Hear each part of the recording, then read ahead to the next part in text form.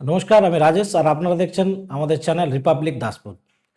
তো আমরা রিপাবলিক দাসপুরের পক্ষ থেকে একটা ইনিশিয়েটিভ নিয়েছিলাম যে আমরা দাসপুরের বিশিষ্ট ব্যক্তিবর্গ এবং রাজনীতিবিদ তাদের আমরা নিয়ে একটা পডকাস্ট করব। তো সেই উদ্দেশ্যেই আজ আমাদের মধ্যে উপস্থিত আছেন দাসপুরের একজন বিশিষ্ট ব্যক্তি, যাকে আমরা প্রত্যেকেই প্রায় চিনি এবং জানি, এবং দাসপুরের রাজনীতিতে যার একটা বিরাট ভূমিকা রয়েছে এবং দাসপুরের রাজনীতিতে একটি অতি পরিচিত নাম। তো আমাদের মধ্যে আজ উপস্থিত আছেন তৃণমূল নেতা কৌশিক কুলভি। নমস্কার দাদা। নমস্কার। হ্যাঁ, তো দাদা, উম, আমাদের ইনিশিয়েটিভ আমরা জানলেন, তো আজ আমরা আপনাকে রাজ্য রাজনীতি থেকে দাসপুরের রাজনীতি সমস্তটাই জিজ্ঞেস করব। তো সর্বপ্রথম দাদা, তবু আপনার রাজনৈতিক জীবন আজ কত দিনের হয়ে গেল? মানে রাজনীতিতে আজকের আছেন দিনে রাজনৈতিক জীবন আমার প্রায় 25 বছরের উপর। 25 বছর। তো প্রথম শুরু কিভাবে হয়েছিল আপনার? শুরু আমরা তৃণমূল যুব কংগ্রেস কংগ্রেস করেছি, কংগ্রেস আচ্ছা, তৃণমূল মানে যুব কংগ্রেস করেছি মমতা বন্দ্যোপাধ্যায়ের নেতৃত্বে। আচ্ছা, পরবর্তীকালে 1998 সালে যখন আমাদের মাননীয় নেত্রী মমতা বন্দ্যোপাধ্যায় সিপিএমের বিরুদ্ধে আপসহীন লড়াইয়ের হুম। বতী হয়ে যখন তিনি দল তৈরি করলেন, প্রথম দিনের সৈনিক হিসাবে আমরা মমতা বন্দ্যোপাধ্যায়ের সঙ্গেই আমরা যোগদান করি। তো এখনো পর্যন্ত আপনি কি কি দায়িত্ব পালন করেছেন, মানে কি কি দায়িত্বে আমি ছিলেন? একটা সময় আমাদের ব্লকে তৃণমূল যুব কংগ্রেসের সভাপতি ছিলাম। পরবর্তীকালে দীর্ঘদিন ধরে আমি তৃণমূল যুব কংগ্রেসের জেলার জেনারেল সেক্রেটারি ছিলাম। পরবর্তী সময়ে আমি তৃণমূল কংগ্রেসের জেলার জেনারেল সেক্রেটারি হই। আমি আমাদের যে শিক্ষার কর্মাধ্যক্ষ আছে শ্যামবাবু, তার 3বারের আমি ইলেকশন এজেন্ট। এবং আমাদের যে সাংসদ দেব, সেই দেবের নির্বাচনের একটা অংশের দায়িত্বে আমি ছিলাম। তো মোটামুটি এখন আপনি কি দায়িত্বে আছেন? এখন আমি সেই অর্থে আমি এখন প্রশাসনিক দায়িত্বে আছি। আমি তমলুক ঘাটাল সেন্ট্রাল কোঅপারেটিভ ব্যাংকের একটা সময় ভাইস চেয়ারম্যান ছিলাম, সেক্রেটারি ছিলাম। এখন বর্তমানে আমি তমলুক ঘাটাল সেন্ট্রাল কোঅপারেটিভ ব্যাংকের আমি ডাইরেক্টর আছি। আমি দাসপুরে এক এগ্রিকালচার মার্কেটিং সোসাইটি যে আমি চেয়ারম্যান আছি। আমি সই স্মৃতি সমবায় সমিতির সম্পাদক আছি। সেই সঙ্গে তমলুক ঘাটাল সেন্ট্রাল কোঅপারেটিভ ব্যাংকের আমি ইউনিয়নের তমলুক ঘাটাল সেন্ট্রাল কোঅপারেটিভ ইউনিয়নের আমি সম্পাদক। এবং আমি ঘাটাল এআরডিবি ব্যাংক, আচ্ছা, সেই ব্যাংকের আমি প্রাক্তন চেয়ারম্যান। আচ্ছা। তো দাদা, তাহলে আমরা জানলাম যে আপনি বিরোধী রাজনৈতিক দলও করেছেন এবং সেই সাথে বর্তমানে শাসক দল। তো তৎকালীন বিরোধী রাজনীতি হিসাবে, অর্থাৎ সিপিএম যখন শাসন ক্ষমতায় ছিল, সেই মুহূর্তের দাসপুরের রাজনীতি আর আজকের রাজনীতি ঠিক কতটা পার্থক্য? দেখুন, যখন মার্ক্সবাদী কমিউনিস্ট পার্টি সারা বাংলায় ক্ষমতায় ছিল, তখন মানুষের কথা বলার অধিকার ছিল না। আমরা রাজনীতি করতে গিয়ে দেখেছি যে মূলত দাসপুরের বুকে সিপিএম কথা বলতে দিত না। আমি তাদের আজকে নাম নিতে চাই না, তারা অনেকেই বার্ধক্যজনিত কারণে তারা বিছনা শয্যাশায়ী হয়ে গেছে, তো তাদের আর নাম নিতে চাই না। কিন্তু তখনকার দিনে যেসব লিডার ছিলেন মার্ক্সবাদী কমিউনিস্ট পার্টি, তারা মানুষের উপরে প্রচুর পরিমাণে অত্যাচার সংগঠিত করেছে। বিরোধী দলকে কথা বলার অধিকার দেয়নি। বিরোধী দলের মিছিল মিটিংকে মারধর করে তাড়িয়ে দেওয়া হয়েছে। বিরোধী দলের পার্টি অফিসে যে আক্রমণ করা হয়েছে, সে ব্যাপারে অনেক কেসও হয়েছে। আমার মনে আছে একটা রসিকগঞ্জে একটা বন্ধকে কেন্দ্র করে আমাদের কয়েকটা মোটরসাইকেল পুড়িয়ে দেওয়া হয়েছিল। তো বিভিন্ন জায়গায় আমার নন্দনপুর 2-এর ধর্মা গ্রাম পঞ্চায়েতের এলাকা আছে, ধর্মার দিকে একটা বুথ আছে, ধর্মা চকবইলা জ্যোতিষ পাইকানলা। ও মানে কি নিদারুণ লাল সন্ত্রাস চলতো। আমার সরবেড়ার একটা অংশে আমাদের তৃণমূলের নেতা স্বদেশ দণ্ডপাঠের জমি বর্গা করে নেওয়া হয়েছে। হুম। এইভাবে গোটা দাসপুরের বুকে সিপিএম একটা নিঃশব্দে সন্ত্রাস করত, যেটা অনেক মানুষ বুঝতে পারতো না যে কি সন্ত্রাসটা চলছে। কিন্তু যারা রাজনৈতিক দলের সঙ্গে যুক্ত আছে, যারা রাজনৈতিক কর্মী, তারা বুঝতে পারতো যে সিপিএমের কি অত্যাচার সেই মুহূর্তে ছিল। তো মানে এবং দাসপুর। আমার মনে আছে ঘাটাল এআরডি ব্যাংকের নির্বাচন হুম। দাসপুরে আমাদের ভেন্যু হয়েছিল। সেখানে টোটাল যে টিম এসেছিল অর্থাৎ নির্বাচন করতে, তাদেরকে একটা ঘরের মধ্যে ঢুকিয়ে দিয়ে তাদেরকে পেট্রোল দিয়ে পোড়ানোর চেষ্টা হয়েছিল। সেদিন যদি পুলিশ না আসতো সেদিন সঠিক সময়ে, তাহলে কিন্তু আজকের দিনে দাঁড়িয়ে তাদের ছবিতে আমাদেরকে মালা দিতে হতো। এমন হাড় হিম করা সন্ত্রাস ছিল। দাসপুর স্কুলের নির্বাচনে মানুষকে ভোট দিতে দেওয়া হয়নি। বাসদেবপুর স্কুলের হেডমাস্টার মশাই প্রাক্তন, তাকে বলা হচ্ছে আপনি বলুন যে আমি আমার ভোট দিতে পারবো না। দাসপুরের ক্লাবের যারা কর্মকর্তা তাদেরকে বলা হচ্ছে ভোট দিতে পারবেন না, আপনার ভোট আমরা দেবো। এইভাবে বিভিন্ন বিদ্যালয়, বিভিন্ন প্রতিষ্ঠানে হাড় হিম করা সন্ত্রাস করে মার্ক্সবাদী কমিউনিস্ট পার্টি তখন নির্বাচন করেছে ও নির্বাচনে জয়লাভ করেছে। আচ্ছা, তো দাদা রাজ্য রাজনীতি থেকে এবারে কিছুই করি তো, গত বিধানসভা আমরা দেখেছি তৃণমূল কংগ্রেস সংখ্যাগরিষ্ঠ পেয়েছে এবং প্রায় 216টা সিটের মতো পেয়েছিল। তো এই বছর আপনার প্রেডিকশন কি, মানে তৃণমূল রাজ্যে কতগুলো সিট পেতে পারে? দেখুন, মমতা বন্দ্যোপাধ্যায় 2011 সালের নির্বাচনে জেতার পর থেকে সাধারণ মানুষের জন্য যেভাবে কাজ করে আসছেন একবারে তৃণমূল স্তরে, পশ্চিমবাংলার এমন কোনো মানুষ নেই যেখানে আমাদের মামাটি মানুষের সরকারের উন্নয়ন পৌঁছয়নি। মানুষের কাছে উন্নয়ন পৌঁছেছে এবং মানুষ তার দৈনন্দিন জীবনের অভিজ্ঞতা দিয়ে বুঝতে পেরেছেন যে একমাত্র তৃণমূল কংগ্রেসই পারে এই রাজ্যকে রক্ষা করতে এবং মানুষের কল্যাণে কাজ করতে পারে। তার ফলস্বরূপ দেখুন, আপনারাও জানেন যে আজকে যে এই যে কন্যাশ্রী, এই যে রূপশ্রী, এই যে কৃষক ভাতা, এই যে আমাদের বার্ধক্য ভাতা, বিধবা ভাতা, লক্ষ্মীর ভাণ্ডার, কৃষকদের 2359 টাকা করে কুইন্টাল প্রতি ধান, এগুলো ছিল না। এগুলো মমতা বন্দ্যোপাধ্যায়ের সরকার আসার পর থেকে আজকে সেগুলো মানুষ পাচ্ছে। তো মানুষের তার দৈনন্দিন অভিজ্ঞতা দিয়ে তারা জানে যে তৃণমূল কংগ্রেসকে ভোট দেওয়া উচিত। এবং আমাদের যে এই রাজ্যের যে বিরোধী দল অর্থাৎ বিজেপি শুধু জাতপাতের রাজনীতি করছে, ধর্মে ধর্মে লড়াই লাগিয়ে দিয়ে, মন্দির মসজিদের লড়াই লাগিয়ে দিয়ে আজকে মানুষকে বিভ্রান্ত করার চেষ্টা করছে। মানুষ বিভ্রান্ত হবে না। আমার আশা যে যে সিট নিয়ে মমতা বন্দ্যোপাধ্যায় ক্ষমতায় এসেছিলেন, তৃণমূল কংগ্রেস ক্ষমতায় এসেছিলেন, তার থেকে অনেক বেশি সিট নিয়ে আবারও মমতা বন্দ্যোপাধ্যায় পুনরায় মুখ্যমন্ত্রী হবে। কিন্তু রাজ্যে তো একটা মানে এখন কেওয়াজ উঠেছে যে এই এসআইআর হলে বহু ভোটার বাদ চলে যাবে, তার ফলে মমতা ব্যানার্জির সিটটাও কিন্তু টলমল হয়ে যেতে পারে। তো এসআইআর এর কোনো এফেক্ট পড়বে না আপনি দেখুন, বলছেন? এই যে এসআইআরটা, এটা হুজুগ একটা। এসআইআরটা সব দিনই চালু ছিল। আমরা জানি, আমরা যেহেতু বুথ স্তরে কাজ করি, আমরা দেখেছি। এবং আপনাকে বলে রাখি, আমি একটা বুথের বিএলএ, তো আমার অভিজ্ঞতা দিয়ে বলছি, প্রত্যেকবারই যখন আমাদের ভোটার লিস্ট সংশোধন হয়, তখন এই প্রক্রিয়া চালু ছিল, আজও আছে। তো তখন যারা বিএলও অফিসার ছিলেন, অর্থাৎ বিএলও ব্লক লেভেল অফিসার, তারা নিঃশব্দে কাজ করতো বুথে বুথে ঘুরে। আপনারা নিজেরাও জানেন যে আজকে যে প্রসেসে কাজ হচ্ছে, বিগত দিনে সে একই প্রসেসে কাজ হতো। বিএলওরা বাড়ি বাড়ি গিয়ে দেখতেন তার কোন বাড়ির মেয়ের বিয়ে হয়ে গেছে, নতুন কোনো ভোটার শিফটিং করছে কিনা, কেউ মারা গেছে কিনা, একইভাবে কাজ হতো। আজকে যেহেতু সারা ভারতবর্ষের এসআইআরটা চালু হয়েছে, একটা গিমিক তোলা হয়েছে যে এসআইআর চালু হলে নাকি তৃণমূল কংগ্রেস হেরে যাবে, মমতা ব্যানার্জির আসন টলমল করছে। তাহলে এসআইআর নিয়ে তৃণমূল বিরোধিতা করছে কেন? এসআইআর এর মূল বিষয়টা কি? এসআইআর মমতা বন্দ্যোপাধ্যায়ের বক্তব্যটা কি? বক্তব্যটা তো বিকৃতি করা হচ্ছে। মমতা বন্দ্যোপাধ্যায় বলেছেন যে প্রকৃত ভোটার যেন বাদ না যায়।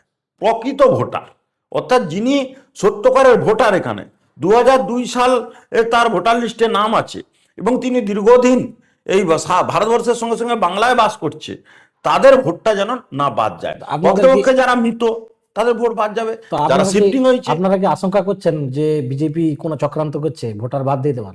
চক্রান্ত করছেই তো। চক্রান্ত যদি না করতো, এটা তো একটা নির্বাচন কমিশন, তো একটা স্বশাসিত সংস্থা। এখানে বিজেপিরও কিছু নেই, তৃণমূল কংগ্রেসের কিছু নেই, আদার্স কোনো রাজনৈতিক দলের এখানে বলার কিছু নেই। তারা তার নির্বাচন প্রক্রিয়া তারা সুসম্পন্ন করবে, তারা কাজ করছে। সেক্ষেত্রে বিজেপির এত মাথা ব্যথার তো কিছু কারণ আমি দেখছি না। সাধারণ মানুষ যাবে, তারা তাদের বিএলও যাবে, সব পক্ষের বিএলএ 2 আছে, তারা যাবে, সেখানে ভোটার লিস্ট সংশোধন হচ্ছে। এতে কি আছে? সংশোধন, সংযোজন, বিয়োজন, এটা তো ধারাবাহিক প্রক্রিয়া। এতে বলছেন এসআইআর এর কোনো প্রভাব পড়বে না? কোনো এসআইআর এর কোনো প্রভাব পড়বে না। আমার তৃণমূল কংগ্রেস চায় এবং আমি ব্যক্তিগতভাবে চাই যে যারা প্রকৃত অর্থেই ভারতবর্ষের মানুষ নয়, তারা বাইরে যাবে। এটা তো শুধু পশ্চিমবাংলা নয়, সারা ভারতবর্ষের এই বিষয়টা চলছে। আর আজকের দিনে দাঁড়িয়ে আজকে অমিত শাহ, আমাদের যিনি প্রতিরক্ষা মন্ত্রী আছেন, তাকে আমি একটা কথাই বলতে চাই যে বাইরের লোক এসে ভারতবর্ষে প্রবেশ করছে, এটা দেখার দায়িত্ব কার? এ দেখার দায়িত্ব তো ওনার বিএসএফ তো বর্ডার গার্ড দেয়। তাহলে সেখান দিয়ে যদি অনুপ্রবেশকারী আমাদের রাজ্যে বা অন্য রাজ্যে ঢোকে, তার দায়িত্ব ওনাকেই নিতে হবে।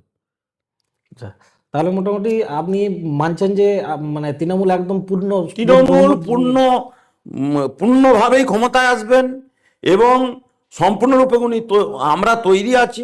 রাজনৈতিকভাবে লড়াই হবে, গণতান্ত্রিক পদ্ধতিতে এবং রাজনৈতিকভাবে আমরা লড়াই করব। আচ্ছা, তো আমরা রাজ্য রাজনীতি সম্পর্কে আমরা একটা জানলাম। তো এইবার আমরা দাসপুরের রাজনীতিতে আসি। দাসপুরে গত বিধানসভায় তৃণমূল কংগ্রেস 27,000 ভোটে জিতেছিল। তো এইবারে কি মনে হয়, এইবারে সেই লিডটা আরো কম হতে দেখুন, পারে না? একটা কথা বলতে পারি যে আমি তো গণৎকার নয়, জ্যোতিষীও নয়। মানুষ ভোট দেবে, মানুষের ভোটে নির্বাচিত হবে যিনি জিতুন। তবে আমি আবারও বলছি, আমার দৈনন্দিন অভিজ্ঞতা মানুষের সঙ্গে মেশার সুবাদে, কারণ আমি যেহেতু তমলুক ঘাটাল সেন্ট্রাল কোঅপারেটিভ ব্যাংকের আমি ডাইরেক্টর, আমি গোটা ঘাটাল সাব ডিভিশনে আমার 128খানা প্যাক্স আছে। প্রায় দুটো জেলা মিলে আমি 16 লক্ষ 18 লক্ষ মানুষের সঙ্গে আমার যোগাযোগ আছে। তো সেই অভিজ্ঞতা থেকে দেখেছি তারা কিন্তু তৈরি আছে, তারা জানে যে তার মূল্যবান ভোটটি কোথায় দিতে হবে। সেই নিরিখে আমি এটুকু বলতে পারি যে দাসপুর বিধানসভা কেন্দ্রে তৃণমূল কংগ্রেসের যিনিই প্রার্থী হন না কেন, তিনি বিপুল ভোটেই জয়লাভ করবেন। আচ্ছা, এখন এলাকায় একটা বিশেষ বিষয়ের কেওয়াজ উঠেছে যে মমতা ভূঁইয়া যিনি 3বারের এমএলএ, তো এইবারে তৃণমূল সম্ভবত তাকে টিকিট নাও দিতে পারে। তো মমতা ভূঁইয়া যদি এমএলএ টিকিট না পায়, তাহলে টিকিট কে পেতে পারে তৃণমূলের মধ্যে? আপনার দেখুন, প্রেডিকশন কি এই বলছে? যে আপনি বলছেন না যে মমতা বন্দ্যোপাধ্যায় একটা কাজ উঠছে, মমতা বন্দ্যোপাধ্যায় টিকিট না, এই মমতা ভূঁইয়া টিকিট না পেতে পারে, এটা বলছেন তো? মমতা ভূঁইয়া টিকিট পাবে কি পাবে না, এটা সম্পূর্ণরূপে আমার দল তৃণমূল কংগ্রেসের যিনি নেত্রী মমতা বন্দ্যোপাধ্যায়, সেনাপতি অভিষেক বন্দ্যোপাধ্যায়, তারা ঠিক করবেন। কোথায় কি বললো, কোথায় কি হলো, এটা বড় কথা না। ধরুন আমি কতগুলো নামও সাজেস্ট করতে পারি। ধরুন কৌশিক কুলবি, আসির তাইত, শ্যাম পাত্র, সুনীল ভূঁইয়া, এনাদের মধ্যে কে পেতে পারে মনে হয় দেখুন, টিকিট? সবাই যোগ্য মানুষ, সবাই যোগ্য। এবারে দল যাকে মনে করবে, কৌশিক কুলবিকে মনে করতে পারে, শ্যামবাবুকে মনে করতে পারে, সুনীল বাবুকে মনে করতে পারে, আশিস বাবুকে মনে করতে পারে, সেটা দল ঠিক করবে। দল যাকেই ঠিক করবে, বাদ বাকিরা তার হয়ে লড়াই করবে। তো আমরা আমাদের দাসপুরের এমএলএ হিসাবে কৌশিক কুলবিকে দেখতে পাবো? দেখুন, আবারও বলছি, আমাদের দল ঠিক করে। এখানে ব্যক্তি কৌশিক কুলবি কেউ নয়, ব্যক্তি আশিসবাবু কেউ নয়, ব্যক্তি শ্যামবাবু কেউ নয়, ব্যক্তি সুনীলবাবু কেউ নয়। যাকেই তৃণমূল কংগ্রেস প্রার্থী করবেন, মমতা বন্দ্যোপাধ্যায়, অভিষেক বন্দ্যোপাধ্যায় যাকে ঠিক করবেন, তিনিই আমাদের দলের প্রার্থী। তিনি হবেন বর, আমরা হব বরকর্তা। যিনি পাবেন তিনি হবেন বর, আমরা হব বরকর্তা। মানে ধরুন আসিফ হুতাইত টিকিট পেল, তো কৌশিক কুলবির ভূমিকা কি থাকবে? আমার পূর্ণ ভূমিকা থাকবে তাকে জেতানোর জন্য। এখানে আশিস হুতাইত ব্যক্তি, এখানে শ্যামবাবু ব্যক্তি, সুনীল বাবু ব্যক্তি। আমি তো ব্যক্তির সঙ্গে আমার বিষয় নেই, আমার দলের প্রতি আমার আনুগত্য থাকবে, ব্যক্তির প্রতি আনুগত্য নেই। আমার বিষয় হচ্ছে তৃণমূল কংগ্রেস এর নেত্রী মমতা বন্দ্যোপাধ্যায়, অভিষেক বন্দ্যোপাধ্যায় যাকে টিকিট দেবেন, যাকে টিকিট দেবেন তিনিই হবেন তৃণমূল কংগ্রেসের প্রার্থী। এবং তার জন্য যারা রইলেন তারা সম্পূর্ণরূপে লড়াই করবেন। আরেকটা কথা বলে কি, শুধু কি এই 4জনই তৃণমূল কংগ্রেসকে জেতানোর জন্য লড়াই করবেন? হাজার হাজার কর্মী লড়াই করবে গোটা বিধানসভা কেন্দ্র। সারা বাংলায় শুধু নেতৃত্বরা লড়াই করে না, তারা নেতৃত্ব দেন মানেই বিধানসভায় একজন বিধায়ক জেতেন, এটা আমি মনে করি ঠিক নয়। কারণ বহু তৃণমূল স্তরের কর্মীদের লড়াইয়ের ফল কিন্তু একজন বিধায়ক হয়, এটা মনে রাখতে হবে। তো আমাদের দাসপুরে টিএমসি নেতা কৌশিক কুলবি, তো উনি অভিষেক ব্যানার্জির লবি না মমতা ব্যানার্জির লবি? আমাদের কোনো লবি নেই, আমরা সর্বভারতীয় তৃণমূল কংগ্রেসের একজন কর্মী। আমাদের নেত্রী মমতা বন্দ্যোপাধ্যায়, নেতা অভিষেক বন্দ্যোপাধ্যায়। কোনো এখানে কোন কার লবি এসব বিষয়ে কিচ্ছু নেই। কারণ এসব অনেকেই বলে, মিডিয়া প্রচার করে যে কে অভিষেকের লোক, এ মমতা বন্দ্যোপাধ্যায়ের লোক, এর কোনো ভিত্তি নেই। কারণ অনেকেই বলে ডানপন্থী দলে গ্রুপ থাকে, এবং আমি এলাকার মধ্যেও শুনেছি যে দাসপুর ওয়ানে দুটো লবি চলে, একটা কৌশিক কুলবির লবি, একটা সুনীল ভূঁইয়ার লবি। তো এটা এই বিষয়ে কি বলবেন? কোনো আবারও বলছি, আমরা সুনীল ভৌমিক, কৌশিক কলবি, এরা তৃণমূল তৈরির সময় ফাউন্ডার মেম্বার। কোনো বিষয়ে মতবিরোধ থাকতে পারে, মতানৈক্য হতে পারে, মতান্তর হতে পারে, মতান্তর থাকতে পারে, মনান্তর হয়নি। আমরা একই পরিবারের লোক, সুনীলবাবু একই পরিবারের লোক, আমিও একই পরিবারের। যারা লবি লবি বলে এটা সঠিক কেন, কোনো কাজ নিয়ে কোনো বিষয় নিয়ে উনি আমার সঙ্গে হয়তো একমত হতে পারেননি বা আমি ওনার সঙ্গে একমত হতে পারিনি। আর এই যে লবির গল্পটা দেয়া হচ্ছে, যারা সুযোগ সুন্দর নেই তারা এই লবির গল্পটা দেয়, কোনো লবি নেই। আচ্ছা, এটাও শোনা যায় যে গত বিধানসভা নির্বাচন 2021 সালের পর থেকে কোথাও না কোথাও কৌশিক কলবিকে তৃণমূলে হয়তো একটু কোণঠাসা করে দিয়েছে। তার কারণ শুভেন্দু অধিকারী যখন বিজেপিতে চলে যায়, তখন শুভেন্দু অধিকারীর একবারে কাছের লোক ছিল কৌশিক কলবি। তো এখনো শুভেন্দু অধিকারীর সাথে যোগাযোগ আছে? একটা কথা বলি, শুভেন্দু অধিকারী তৃণমূল কংগ্রেসের একজন নেতা ছিলেন। আমরা যারা রাজনীতি করি পূর্ব পশ্চিমে, সবার সঙ্গেই শুভেন্দুবাবুর যোগাযোগ ছিল। এবারে আপনারা বলবেন যে আপনার সঙ্গে ঘনিষ্ঠতা বেশি ছিল,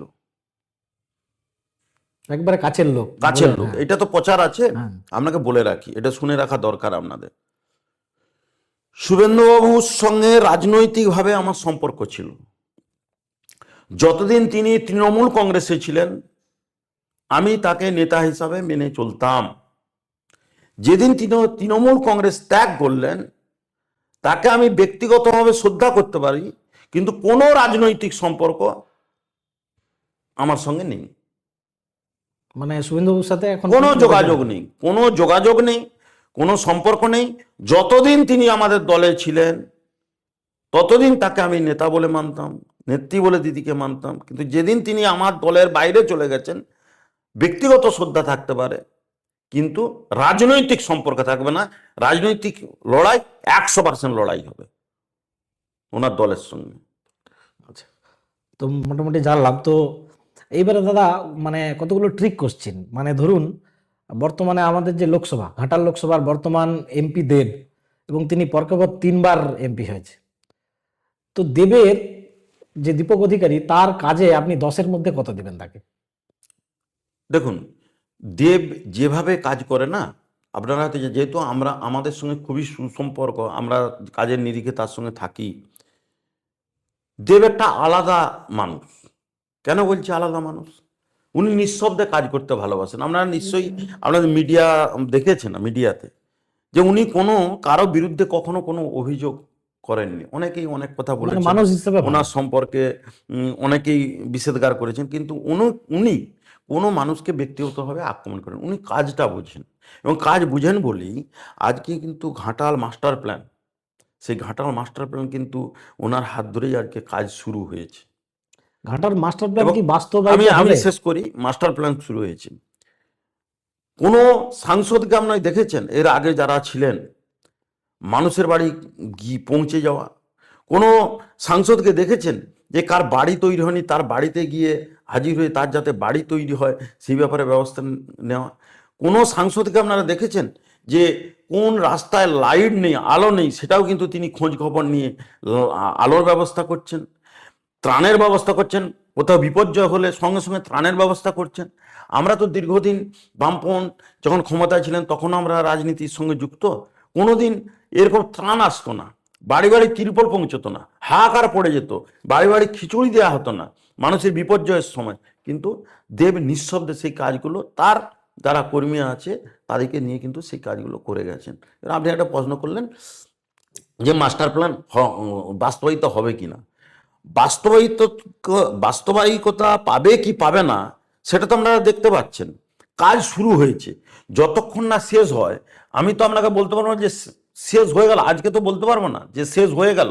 কিন্তু যেটা দীর্ঘ ভারতবর্ষ স্বাধীনতা লাভের পর দীর্ঘদিন ধরে যে কাজটা শুরু করতে পারেনি, আজকে কিন্তু সাংসদ দীপক অধিকারী মাননীয় মুখ্যমন্ত্রী মমতা বন্দ্যোপাধ্যায়ের সাহায্য নিয়ে আজকে কিন্তু সেই মাস্টার প্ল্যান তিনি শুরু করেছেন। যেটা করার কথা ছিল কেন্দ্রীয় সরকার, সেই কাজ কিন্তু তারা করেনি, করতে পারেনি, কিন্তু ইনি শুরু করেছেন। এবং শুরু করেছেন দেখছেন বিভিন্ন জায়গায় খাল খনন হচ্ছেন, বিভিন্ন জায়গায় পাকার পুল তৈরি হচ্ছে। তার মানে সরকার কি এমনি এমনি টাকা দিচ্ছে, এমনি এমনি পাকার পুল তৈরি? তার মানে তাদের টার্গেট আছে এই ঘাটাল মাস্টার প্ল্যানটা শেষ করা। আমি বিশ্বাস করি যে মাননীয় মুখ্যমন্ত্রী মমতা বন্দ্যোপাধ্যায়ের সাহায্য নিয়ে আমাদের সাংসদ দীপক অধিকারী এই ঘাটাল মাস্টার প্ল্যান শেষ করতে পারবে। আচ্ছা, তো আমাদের দাসপুরের এমএলএ মাননীয় মমতা ভূঁইয়া, তো মমতা ভূঁইয়ার কাজে আপনি 10-এর মধ্যে কত দেবেন? দেখুন, একটা কথা বলি, বৌদি মানে বৌদি বলি আমরা, উনি সহজ সরল মানুষ। দেখবেন একটা জিনিস লক্ষ্য করবেন, আচ্ছা, রাজনীতিতে সহজ সরল মানুষ বা কারো স্ত্রী এগুলো বেমানান নয়? না বেমানার কিছু নেই, যে যার চারিত্রিক বৈশিষ্ট্য থাকে। আমাদের আপনি জানেন যে আমাদের সবচেয়ে পশ্চিম মেদিনীপুর জেলায় সবচেয়ে যিনি বর্ষিয়ান নেতা গোপালচন্দ্র নন্দী, আজও তিনি পঞ্চায়েত মেম্বার, 96 বছর বয়স, 97 পড়ল। তো তার জীবনশৈলী আমরা দেখেছি, সহজ সরল মানুষ। অনেক সময় আমরা বিরক্ত হয়েছি, অনেক সময় রাজনৈতিক কারণ দেখা গেছে যে আমাদের অপোজিট পক্ষ তার কাছে গেছে কোনো সাহায্যের জন্য, তিনি তাকে সেই সাহায্য করে দিয়েছেন। এটা হচ্ছে সরলতা। তেমনি আমাদের যিনি বিধায়ক আছেন, ইনি সরল মহিলা। দেখবেন একটা বিধায়কের ডেট পেতে গেলে কোথাও অনুষ্ঠান বা কোথাও অন্য কোনো বিষয়ে আপনাকে দিনের পর দিন ওয়েট করতে হয়, কিন্তু মমতা ভূঁইয়া কোনো অনুষ্ঠান হচ্ছে এলাকায়, তাকে আমন্ত্রণ জানানো হয়েছে, তিনি যাননি, আমার কাছে সেই রেকর্ড নেই। কাজের নিরিখে তিনি কাজ করছেন, তার এমপি কোটার টাকা, সাংসদ আমাদের বিধায়ক কোটার টাকা তিনি তো খরচ করছেন, তিনি তো আর বাড়িতে কাজ করেননি, এলাকারই কাজ করছেন। সেখানে আমরা তথ্য পেয়ে যাবেন তিনি কাজ করছেন কি করেন। মানে আপনি 10-এর 10 দেবেন? হ্যাঁ, আমি 10-এর 10ই তো দেবো। কারণ তিনি সবচেয়ে বড় কথা, যেটা জনপ্রতিনিধিদের বিরুদ্ধে যে অভিযোগটা ওঠে যে মানুষের সঙ্গে ক্ষমতায় আসার পর মানুষের সঙ্গে সম্পর্ক থাকে না, তিনি কিন্তু সেই সম্পর্ক স্থাপন করে চলেছেন। এবং তার যে উন্নয়নের টাকা, দেখুন উন্নয়নের টাকা তো আর এমএলএ নিজে খরচ করে না, তিনি বরাদ্দ করেন, পঞ্চায়েত সমিতির মাধ্যমে সেই কাজ হয়। এবার বিভিন্ন পঞ্চায়েত সমিতি সেই তাদের ধরুন এই যে টেন্ডার প্রসেস আছে, টেন্ডার করতে হয়, কন্ট্রাক্টর ধরবে কি ধরবে না, তার জন্য সময় লাগে। কিন্তু আপনাকে দেখতে হবে তার যে বরাদ্দকৃত টাকা, এমএলএর বরাদ্দকৃত, সেই টাকা তিনি খরচ করতে পারছেন কিনা। তিনি তো খরচ করছেন, তাহলে কাজ করছেন না, এটা ভুল। আচ্ছা, আমাদের যে লোকসভা, সেই লোকসভায় 7টা বিধায়ক সিট আছে।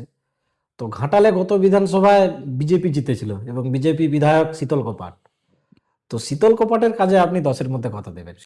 শীতলবাবু তো কাজই করতে পারছেন না, উনি তো কাজ করাচ্ছে, রাজনীতি বেশি করছে। ওনার উন্নয়নের এই টাকা, ঘাটাল মাস্টার প্ল্যানে তার কোনো ভূমিকা নেই? ভূমিকা কোথায়? ভূমিকা শুনুন, ভূমিকা আপনার কাজের মধ্য দিয়েই আপনাকে মানুষ চিনবে, আপনাকে পৌঁছতে হবে। দেখুন রাজনীতি একটা জিনিস, আপনারা মানবেন কিনা জানি না, রাজনীতিতে যদি মানুষের সঙ্গে আপনি থাকতে না পারেন, তার সুখে দুঃখে না থাকতে পারেন, তাহলে কিন্তু মানুষ আপনাকে প্রত্যাখ্যান করবে। শীতলবাবু নিশ্চিত তিনি একটা রাজনৈতিক দল করেন, তার দলের হয়ে নিশ্চয়ই করবেন, কিন্তু তার যে কাজ, তিনি যে বিধায়ক, সেই বিধায়ক হিসাবে তার যে কাজ, তিনি কি তা পালন করতে পারছেন? আমার দাসপুর 1-এ তার 3টি অঞ্চল আছে, সরবেরা 1, সরবেরা 2 এবং রাজনগর। আপনারা জানেন যে রাজনগরের প্রত্যেক বছর বন্যা হয়, প্রত্যেক বছর বন্যা হয়। তাহলে একজন সাংসদ যার আন্ডারে 7টা বিধানসভা আছে, তিনি কিন্তু বন্যা হলে এখানে পৌঁছান, অথচ তার নিজের বিধায়ক এলাকা, বিধায়কের যে নিজের এলাকা, অর্থাৎ ঘাটাল তো আছেই, রাজনগর, সরবেরা 1, সরবেরা 2, তিনি কতবার এসছেন। এই তো আবার 5 বছর হতে চললো, উনি হয়তো টিকিটও পাবেন, জানি না, ওনার দলের ব্যাপার সেটা। তো মানুষের সঙ্গে যোগাযোগ কোথায়? আচ্ছা, আচ্ছা, আমাদের দাসপুরে বিজেপি নেতাদেরকে আপনি চেনেন? সেই কেন চিনব না? মানে দাসপুরে মানে তৃণমূলকে টক্কর দেওয়ার মতো বিজেপি নেতা আপনার কাকে মনে হয়? আমি কতগুলো নামও সাজেস্ট করতে পারি, যেমন প্রশান্ত বেরা, তপন দত্ত, কালীপদ সেনগুপ্ত, আপনাদের দাসপুর 1-এ আছে তপন মাইতি, এনারা সব জেলার নেতা। তো ওনাদের মধ্যে টক্কর দেওয়ার মতো নেতা কাকে দেখুন, মনে হয়? ইতিমধ্যে প্রশান্ত বেরা এখানে নির্বাচনে লড়াই করেছেন, তিনি পরাজিত হয়েছেন, তিনি টেস্টেড হয়ে গেছেন, হ্যাঁ, তাকে মানুষ প্রত্যাখ্যান করেছে। কালী সেনগুপ্ত মার্ক্সবাদী কমিউনিস্ট পার্টি থেকে আসা বিজেপি নেতা, হুম, ঠিক আছে। এবং কালী সেনগুপ্ত একটা সময় সিপিএম পার্টি করতো, আপনারা সবাই জানেন। হুম, হুম, এখন বিজেপি করছে, দেখছি লড়ছে। তপন দত্ত আমাদের তৃণমূল কংগ্রেসের একটা সময় তিনি সভাপতি ছিলেন দাসপুর 2 নম্বর ব্লকের দলের, হুম, জেলা পরিষদের মেম্বার ছিলেন, অধ্যক্ষ ছিলেন। পরবর্তীকালে তিনি সেখানে গেছেন। তিনি কি লড়াই করবেন, কতটা লড়াই করবেন, আগামী দিন সে কথা বলবে। তপন মাইতি জেলা পরিষদের শ্যামবাবুর বিরুদ্ধে লড়াই করেছিলেন, হুম, নির্বাচনে পরাজিত হয়েছেন। তো সর্বোপরি সব রাজনৈতিক দলের কথা, রাজনৈতিক দলের যে নেতৃত্বের কথা আপনি বললেন, তাদের সবাইয়ের কথা বললাম।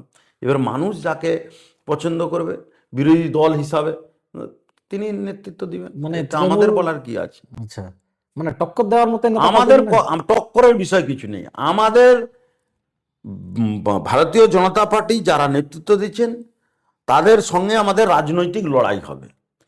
তারা কাকে ক্যাপ্টেন করে লড়াই করবে সেটা সেই দলের বিষয়। তারা কাকে ক্যাপ্টেন করে লড়াই করবে তৃণমূল কংগ্রেসের বিরুদ্ধে সেটা তাদের বিষয়।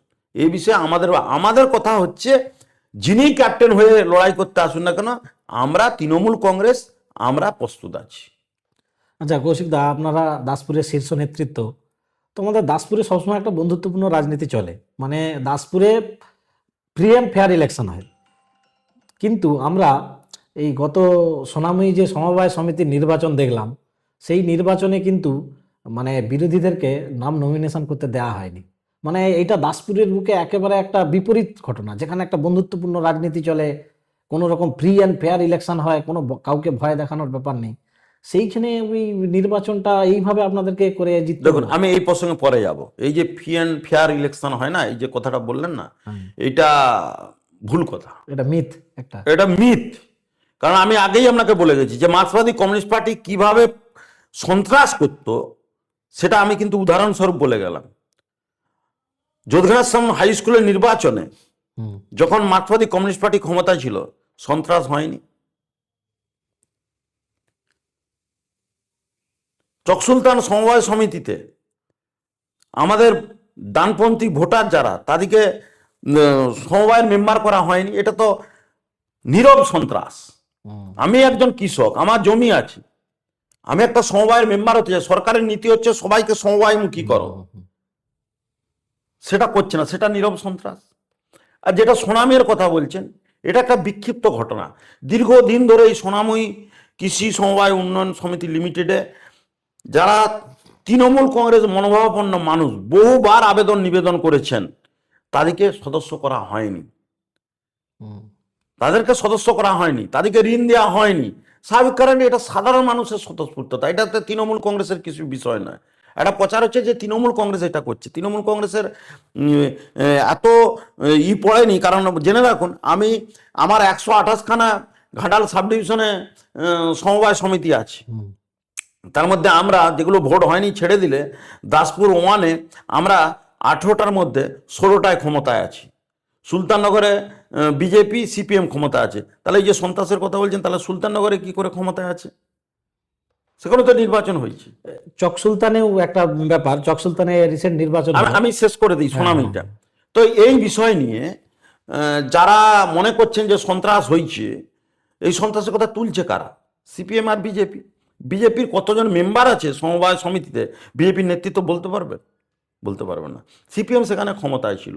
সিপিএম সেই ব্যাপারে মহামান্য আদালতের কাছে গেছে, হাইকোর্টের কাছে গেছে। হাইকোর্ট যা রায় দেবেন সেটাই তো শিরোধার্য হবে। হুম, সেখানে হাইকোর্ট কি বলেছেন আপনারা নিশ্চয়ই ইতিমধ্যে খবর পেয়েছেন, যে হাইকোর্ট এটাকে খারিজ করে দিয়েছেন, যে এর কোনো নেই, সত্যতা নেই।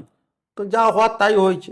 এই ধরুন চকসুলতান সমিতি, সেখানেও তো মানে কমিটি তৈরি করার জন্য একটা আইনি বাধা দেওয়ার চেষ্টা করেছে তৃণমূল কংগ্রেস। আইনি না, এটা আবার বলছি, তাই তৃণমূল কংগ্রেস কোথাও দেখেছিলেন যে তৃণমূল কংগ্রেসের সিম্বল ছিল নির্বাচনে?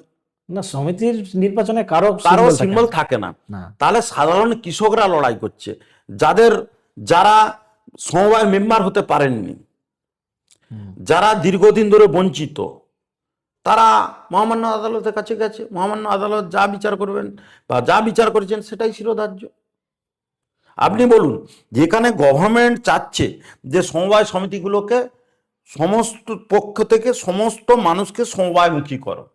সেখানে আপনি ক্ষমতায় থাকার জন্য সাধারণ মানুষকে, যারা ধরুন আপনার পক্ষের লোক নয়, যারা অন্য রাজনৈতিক দলকে সমর্থন, সেটা সিপিএমেরও হতে পারে, সরি সেটা বিজেপিরও হতে পারে, সেটা তৃণমূল কংগ্রেস হতে পারে, সেটা কংগ্রেসের হতে পারে, তাহলে তার যে অধিকার, সে অধিকার থেকে আপনি তাকে বঞ্চিত করবেন কেন? তিনি মেম্বার হবেন না কেন? তিনি সরকারের যে সুযোগ সুবিধা তিনি পাবেন না কেন? এটা তো আপনাকে বুঝতে হবে। আচ্ছা দাদা, মোটামুটি আমরা একবারে শেষের দিকে এসে গেছি। তো একটা বিষয় যে জানার আছে, যে আমাদের এই যে ঘাটাল লোকসভার আন্ডারে যে 7টা বিধানসভা আছে, তো আপনার কি মনে হয় এটা বিজেপি কোটা পাবে, তৃণমূল কোটা পাবে? দেখুন, 7টা বিধানসভায় আমাদের একটা বিধানসভা লস ছিল, হ্যাঁ, ঘাটাল। ঘাটাল। আমরা যে 7টি বিধানসভায় যারা কর্মী নেতৃত্ব দেন, তারা সবাই তৈরি আছে। আমি আবার বলছি, আমরা এবারে 7টা বিধানসভাই পাবো, এবং 7টাই পাবেন? 7টাই বিধানসভা পাবো, ঘাটালও পাবে? ঘাটালও পাবো। কারণ ঘাটালের যিনি বিধায়ক আছেন, যে দলের উনি বিধায়ক, সেই দল সারা ভারতবর্ষের কি করছে সেটা সব মানুষ কিন্তু দেখতে পাচ্ছে। এবং সবচেয়ে বড় কথা, আপনার ঘাটাল সাংগঠনিক জেলা বিজেপি সংগঠন কোথায়, ভোট কারা করে, বুথ স্তরে কর্মী কোথায়? আমি গেরুয়া উত্তরীয় পড়লাম, দিলাম, ঠিক আছে, সেগুলো তো ঠিকই আছে, যে যা রাজনৈতিক দলের বিষয়, আমি তাদেরকে সম্মান করছি, কিন্তু ভোটটা তো দিনের শেষে কর্মীদের করাতে হবে। আজকে এই যে BLO 2 কোথায়? ভারতীয় জনতা পার্টি BLO 2 যাদেরকে দিয়েছেন, ব্লক লেভেল যারা এজেন্ট আছে BLA 2, তারা কোথায়? খোঁজ নিয়ে দেখুন, নেই, ফাঁকা। সিপিএম এর নেই, তাহলে কি তৃণমূল কংগ্রেস সাপ্লাই দেবে তাদের? আচ্ছা, এই তারপরে রে রে করে পড়ে যাবে যে এই তো SIR এর গন্ডগোল। তা আপনাকে তো নির্বাচন কমিশন সেই অধিকার দিয়েছে যে আপনার কর্মীকে আপনি রাখুন, আপনার BLA 2-তে আপনার কর্মী থাকুন, তা থাকছে না কেন? আচ্ছা, এই যে 7টা বিধানসভা জিতবে বলছেন, তো কেশপুরে আপনাদের আবার স্ট্র্যাটেজি কি, বুথ দখল? কেন বুথ দখল? কিসের বুথ দখল? কারণ আমাদের এই যে গতবারে যে হিরণ দাঁড়িয়েছিল দেবের বিরুদ্ধে, তো সেই হিরণ বারবার অভিযোগ করেছে কেশপুরে বুথ দখল করে সব ভোট ভোট চুরি করে। দেখুন, অভিযোগ মানেই সেটা সত্য, এটা তো ঠিক নয়। না, এক একটা বুথে দেখা গেছে বিজেপি মাত্র 3-4টে ভোট আর পেয়েছে। যখন যখন সিপিএম এর আমলে যখন তৃণমূল কংগ্রেস শূন্য পেত, সেটাকে কি বলবো, সেটা গণতন্ত্র। আর এখন ছোটা ভোট বিজেপি বলে সেটা সন্ত্রাস। কেউ অভিযোগ করতেই পারে। তার মানে বলছেন দাসপুরে সন্ত্রাস হয়, কেশপুরে সন্ত্রাস হয়নি? কোনো সন্ত্রাস, মানুষ তার স্বতঃস্ফূর্ততার মধ্য দিয়ে তারা নির্বাচনে অংশগ্রহণ করবেন, তারা নির্বাচনে। এবার দেখুন, বিক্ষিপ্ত কোনো ঘটনা ঘটতে পারে, তার জন্য প্রশাসন আছেন, তার জন্য নির্বাচন কমিশন আছেন, তার তৃণমূল কংগ্রেস তার দায় নিতে যাবে কেন? যদি কোথাও কেউ বিক্ষিপ্ত ঘটনা ঘটায়, তার দায় নির্বাচনের সময় নির্বাচন কমিশনের, তার দায় যারা নির্বাচনের দায়িত্বে থাকবেন। কারণ মানুষের ভোটাধিকার প্রয়োগ করার অধিকার আছে, সেই অধিকারকে বুথ পর্যন্ত পৌঁছে দেওয়ার দায়িত্ব হচ্ছে নির্বাচন কমিশন, তাদের নিরাপত্তা দিয়ে। তারা সে দায়িত্ব যদি নির্বাচন কমিশন পালন করতে না পারে, তাহলে সে দায়িত্ব তৃণমূল কংগ্রেস কি করে নেবে? তৃণমূল কংগ্রেস চায় যে প্রত্যেকটি মানুষ তার গণতান্ত্রিক অধিকার প্রয়োগ করুক, তিনি যে রাজনৈতিক দলকেই সমর্থন করুন না কেন। আমরা চাই প্রত্যেকেই তার ভোটাধিকার প্রয়োগ করুক, ভোটাধিকার প্রয়োগ করে তার নির্বাচনে অংশগ্রহণ করে তিনি তার সরকার তৈরি করুন। আচ্ছা, তৃণমূলের বিরুদ্ধে একটা অভিযোগ আছে, মানে ধরুন গত পঞ্চায়েত নির্বাচনে বিজেপি একটা পঞ্চায়েত পেয়েছিল, সেটা রানীচক, একটা সিট তারা বেশি পেয়েছিল, কিন্তু এই বছর ঘুরতে না ঘুরতেই কেনাকাটি করে হর্স ট্রেডিং করে তো নিয়ে সেইটাও তৃণমূল দখল করেছে, এরকম বিজেপি। আচ্ছা ধরুন, একজন বিজেপি থেকে নির্বাচিত হয়ে প্রধান হয়েছে, তার মেম্বারও বিজেপি, আপনার কথা অনুযায়ী তাকে তৃণমূল কংগ্রেস টাকা দিয়ে কিনে পাল্টে নিয়েছে, তাহলে কেমন? বিজেপি অভিযোগ করে। অভিযোগ, আবারও বলছি অভিযোগ। যদি অভিযোগ ধরেই নিন তর্কের খাতিরে, তাহলে আপনি আপনার লোককে ধরে রাখতে পারলেন না কেন? কাকে আপনি টিকিট দিয়েছিলেন, যিনি আপনার দলের প্রতি তার আনুগত্যই নেই? তাহলে, এবং আরেকটা বললেন যে টাকা দিয়ে, এই যে টাকা দিয়ে এই গল্প কোথাও প্রমাণ আছে? মানুষ যদি ভালোবেসে কেউ রাজনৈতিক দল পরিবর্তন করে, ধরুন একটি রাজনৈতিক দল থেকে আমাদের দলে কেউ গেল, বা আমাদের দলে আসার পর যদি তিনি বলেন যে মমতা বন্দ্যোপাধ্যায়ের আদর্শে দীক্ষিত হয়ে আমি এসেছি, তার দায় কার? তাহলে তাদের যে নীতি, তাদের যে আদর্শ ঠিক মতো তাদেরকে বোঝাতে পারেনি। আচ্ছা, ঠিক আছে, আমরা মোটামুটি আজ আমাদের এই পডকাস্টের প্রায় শেষ পর্বে চলে এসেছি। তো আমি শেষে আরেকটা জেদ ধরে আপনাকে বলি, এই যে সমবায়ের প্রসঙ্গটা বললাম, যেহেতু আমি সমবায়টা দেখি, হ্যাঁ, দাসপুর ওয়ানে আমি আগে বলে গেছি যে 18টা সমবায় সমিতি, মার্ক্সবাদী কমিউনিস্ট পার্টি বিজেপি মিলে একটি সমবায় সমিতি লড়াই করলো, আচ্ছা, বাদ বাকি লড়াই করতে পারলো না। তার দায় কে নিবে? কোথাও সন্ত্রাস শুনেছেন? আপনি দুটো উদাহরণ দিলেন, একটা হচ্ছে সোনামী আর চকসুলতান। সোনামী চক সুলতানের সন্তান নয়, আপনি বললেন যে মামলা মোকদ্দমা হয়েছে, সে করতেই পারে আদালত। আর একটা ধরলেন বিক্ষিপ্ত ঘটনা, একটা বললেন। বাদ বাকি আমাদের প্রায় দাসপুর 1-2 মিলে সমবায় আছে প্রায় ধরুন 46টা। 46টা মাত্র দুটি আমাদের ব্লকের হচ্ছে চক সুলতান, দাসপুর 2 এ ডোঙাভাঙা, সোনামণি নির্বাচন লড়াই করছে, যদুঘাটের সময় লড়াই হয়েছে। তাহলে সেখানে তো সন্ত্রাস হলো না, সেখানে তো আশিসবাবু আমাদের নেতৃত্ব দেন। আশিসবাবু তো আমাদের শেষ সমবায় দপ্তরের কর্মাধ্যক্ষ এবং তিনি রাজ্যের সাধারণ সম্পাদক। কই সেখানে তো সন্ত্রাস নেই, সেখানে নির্বাচন কি করে হলো? ডোঙাভাঙায় নির্বাচন হলো কি করে? সেখানে তো আমরা ক্ষমতায় আসতে পারিনি, সেখানে বিরোধী দল গেছে ক্ষমতা। আচ্ছা, খুকুড়দা সমবায় সমিতি, সেখানে তো আমরা ক্ষমতায় নেই, সেখানে বিরোধী ক্ষমতায় আছে। তাহলে এই যে সন্ত্রাসের গল্প, এটা সম্পূর্ণ মিথ্যা। এবং নির্বাচনে যেখানে লড়ার মতো ক্ষমতা আছে তারা নির্বাচনে লড়াই করছে। আমরা গণতান্ত্রিক পদ্ধতিতে আমরা লড়াই করছি, নির্বাচনে হার জিত হতেই পারে। সেই নির্বাচনে আমরা হেরেছি, আমরা খুকুড়দা হেরেছি, আমরা আমরা হচ্ছে সুলতাননগরে হেরেছি। আচ্ছা। তাহলে এই যে একটা প্রচার হচ্ছে বিরোধীকে নির্বাচনে অংশগ্রহণ করতে দেওয়া হয়নি, নির্বাচনে অংশগ্রহণ করার ক্ষমতা নেই। আমি তো তাকে গিয়ে নির্বাচনে অংশগ্রহণ করিয়ে ভোট করাবো না। আমরা সিপিএম আমরাও লড়াই অনেক করেছি, আমরা নির্বাচনে অংশগ্রহণ করেছি, অনেক জায়গায় জিতেছি, অনেক জায়গায় হেরেছি, কিন্তু নির্বাচন থেকে সরে আসেনি। দেখুন, মাছ জল ছাড়া যেমন বাঁচে না, তেমনি একজন রাজনৈতিক কর্মীকে রাজনৈতিক রসদ জোগাতে হয়, রাজনৈতিক ইস্যু দিতে হয় যাতে তারা লড়াই করে। বিজেপির রাজনীতি ইস্যু কোথায়? আর যারা লড়বে, যারা সৈন্য, তারা কোথায়? লড়াই কি এমনি হয় নাকি বাতাসে হয়? লড়াই করার লোক নেই, তো লড়াই করার লোককে আমি সাপ্লাই দেবো?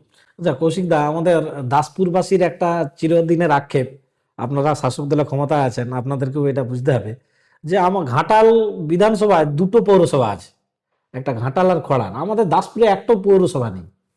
হ্যাঁ, ঘাটাল দাসপুর কি কোনোদিনও পৌরসভা আচ্ছা, পাবে? এই যে আক্ষেপের কথা বললেন না, দাসপুর এই খড়ার পৌরসভা কাদের আমলে তৈরি জানেন? ইংরেজদের আমলে তৈরি। ঘাটাল পৌরসভা কাদের আমলে তৈরি? নূতন করে পৌরসভা আমাদের মহকুমায় কি হয়েছে? তো সরকারের কি দায় নয়? চন্দ্রকোনা, আমি বলি চন্দ্রকোনা পৌরসভা কত সালে তৈরি হয়েছে, ক্ষীরপাই পৌরসভা কত সালে, খোড়ার কত সালে, ঘাটাল, এটা জানতে হবে। এবার নিশ্চয়ই থাকবে। আমি একজন দাসপুরের সাধারণ নাগরিক হিসাবে আমিও চাইবো যে আমাদের পৌরসভা হোক।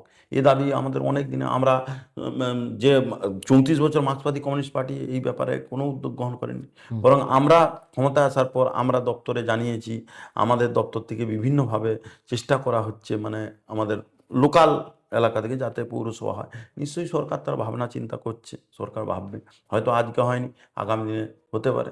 ঘাটাল মাস্টার প্ল্যান 50 বছর 60 বছর পরেও হয়নি, আজকে শুরু হয়েছে, দেখবেন হয়তো পৌরসভা একদিন, যে প্রশ্ন আজকে করছেন, হয়তো পৌরসভা হয়তো দাসপুর পাবে।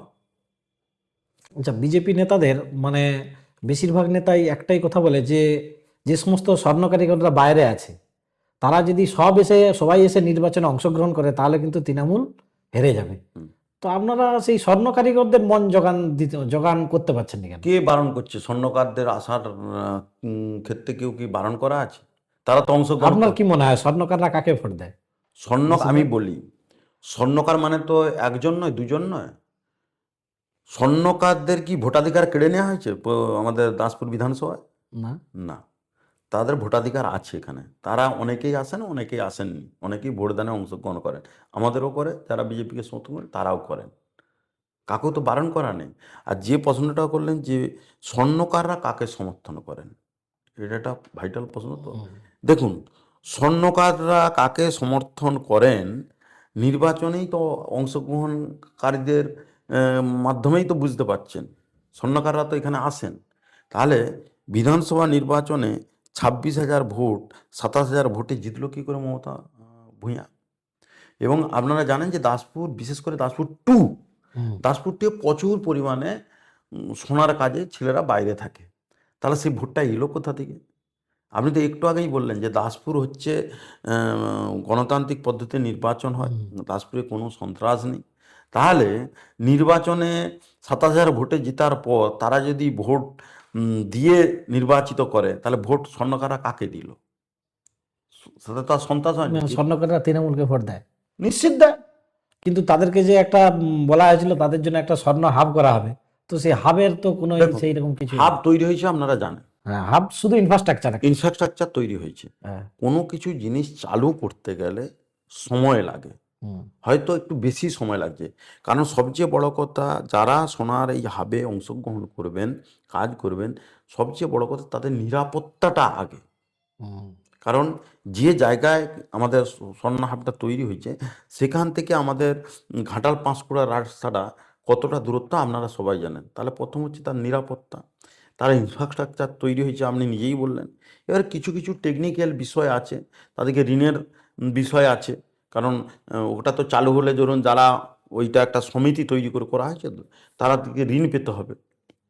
কারণ গরিব স্বর্ণকারদের তো আর টাকা নেই, সেই ঋণের জন্য আমার তমলুক ঘাটাল সেন্ট্রাল কোঅপারেটিভ ব্যাংকে তারা অ্যাকাউন্ট খুলেছে, ওদের যে সমবায়ের যে কমিটি আছে তারা খুলেছে, আমাদের প্রসেস চলছে, হয়তো নির্বাচনের আগেই এটা চালু হয়ে যাবে। ঠিক আছে, অতএব সরকারের সব লক্ষ্য আছে, হ্যাঁ হয়তো একটু সময় লাগছে, কিন্তু তার ফল পাবে। আপনারা কখনো ভেবেছিলেন যে এই কৃষকদের কথা, মার্কসবাদী কমিউনিস্ট পার্টি বলে না, কৃষকদের কথা খুব বলে, তো কৃষকরা আজকে খোঁজ নিয়ে দেখুন কৃষকরা কত পরিমাণে ঋণ পায়, কত সাবসিডি পায়, তাদের যে ইন্স্যুরেন্সের টাকা সেটাও কিন্তু গভর্নমেন্ট দেয়। ভারত মার্কসবাদী কমিউনিস্ট পার্টির তো কৃষক সভা করে করে চাঁদা নিয়ে কাটাতো, তারা তো কখনো ইন্স্যুরেন্সের টাকা দেয়নি কৃষকদের। আজকে একজন কৃষক মারা গেলে তার যদি ওই কৃষক বন্ধু থাকে, সে 2 লক্ষ টাকা পাবে। আমার ব্যাংক থেকে সতীশ সামন্ত ইন্স্যুরেন্স করা আছে, কোনো এসএইচজি গ্রুপের যদি কেউ মারা যায়, তার টাকা এমনি শোধ হয়ে যাবে। কোনো ছেলে মেয়ে যদি গ্র্যাজুয়েট হয়, তাকে আমরা এককালীন 2,000 টাকা দেবো। বহু প্রকল্প আছে, আমরা নামবো, আমাদের নেতৃত্ব যখনই আমাদের নির্দেশ দেবে আমরা নামবো, মানুষের কাছে যাব। আজকে বলুন না, আমার ব্যাংকের তরফ থেকে রুরাল যে হাউসিং, গরিব মানুষ যিনি কৃষক, বাড়ি তৈরি করতে পারছে না, জমি জায়গা আছে, তিনি 3 লক্ষ থেকে 10 লক্ষ টাকা পর্যন্ত ঋণ পাবে সমবায়ের মাধ্যমে। রুরাল হাউসিং, রুরাল হাউসিং, এটা কম বড় কথা নয়। আপনি মহাজন প্রথা আমরা তোলার জন্য আজকে স্বর্ণঋণের ব্যবস্থা করেছি সমবায়ের মাধ্যমে। আপনি বাড়ির মেয়ের বিয়ে দিবেন, তার জন্য আমরা সমবায়ের মাধ্যমে টাকার ব্যবস্থা করেছি। আজকে সবচেয়ে বড় যে বিষয়টা আছে, স্টুডেন্ট ক্রেডিট কার্ড, সারা ভারতবর্ষের কাছে একটা উল্লেখযোগ্য বিষয়। আপনার বাড়ির ছেলেমেয়েরা, গরিব বাড়ির ছেলেমেয়েরা যারা অর্থের অভাবে পড়াশোনা করতে পারছে না, তাদেরকে স্টুডেন্ট ক্রেডিট মাধ্যমে মমতা বন্দ্যোপাধ্যায় 10 লক্ষ টাকা পর্যন্ত ঋণের ব্যবস্থা করেন। যে টাকা তিনি চাকরি পাওয়ার পর শোধ করবেন, তার সুদের টাকাটা তৃণমূল কংগ্রেসের সরকার, অর্থাৎ মামাটি মানুষের সরকার, মমতা বন্দ্যোপাধ্যায়ের সরকার শোধ করবে। এটা কিছু নয়, সারা ভারতবর্ষের মধ্যে আজকে তমলুক ঘাটাল সেন্ট্রাল কোঅপারেটিভের সবচেয়ে বেশি আমাদের স্টুডেন্ট ক্রেডিট কার্ডে ঋণ দিয়েছে। তারা কেউ নার্সিং পড়ছে, কেউ ইঞ্জিনিয়ারিং পড়ছে, কেউ ডাক্তারি পড়ছে। তার মানে কি, যে তৃণমূল স্তরে যারা গরিব মানুষ, প্রান্তিক চাষি, তাদেরও বাড়ির ছেলেমেয়েরা যদি স্টুডেন্ট হিসাবে ভালো হয়, তাদের অর্থের জন্য টাকা বন্ধ, অর্থের জন্য তাদের লেখাপড়া বন্ধ হবে না। এটা কি কম কথা নাকি? তাহলে এই যে আগামী বিধানসভা নির্বাচনে আপনাদের মানে দাসপুরে বড় রকমের একটা ইস্যু কি নিয়ে নামছেন, যে দাসপুরের মানুষের প্রকৃত এই জিনিসটা অন্য মানে ভালোভাবে করলে? আমরা হচ্ছে সারা বছরের খেলোয়াড়, সারা বছরের, আমাদের নতুন করে নামতে হবে না। মানুষ আমাদের প্রকল্প সম্পর্কে জানে, সরকারের প্রকল্প সম্পর্কে জানে, মমতা বন্দ্যোপাধ্যায়কে বিশ্বাস করেন। আমরা যারা সারা বছর পড়াশোনা করে তাদেরকে পরীক্ষার সময় পড়তে হয় না, পরীক্ষার সময় পড়বেন ওনারা,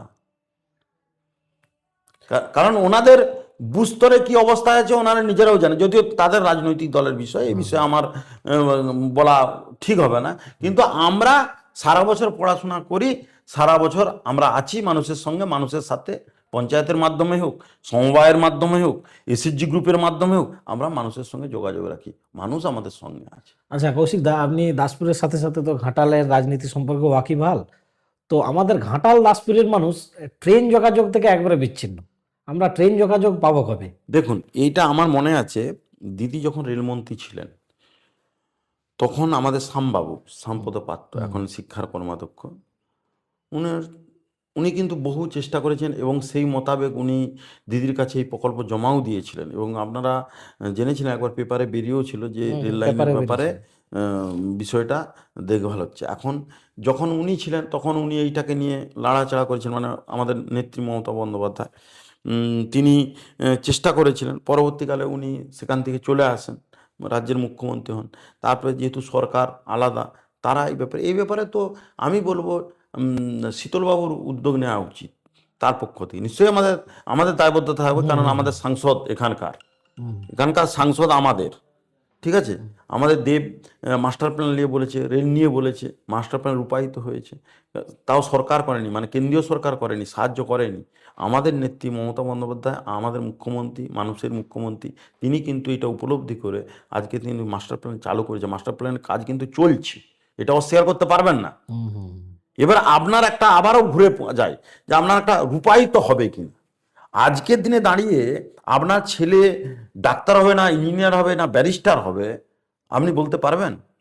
আপনার লক্ষ্য ডাক্তার হওয়া, আপনার বিশ্বাস আছে যে ডাক্তার সে হবে, আমাদের বিশ্বাস এবং সারা ঘাটাল অধিবাসী পশ্চিম মেদিনীপুর জেলার সমস্ত মানুষের বিশ্বাস, এই মাস্টার প্ল্যান আমাদের রূপায়িত হবেই, এবং সেই রূপায়িত করে মমতা বন্দ্যোপাধ্যায় দেখাবেন, আমাদের সাংসদ দীপক অধিকারী দেখাবেন।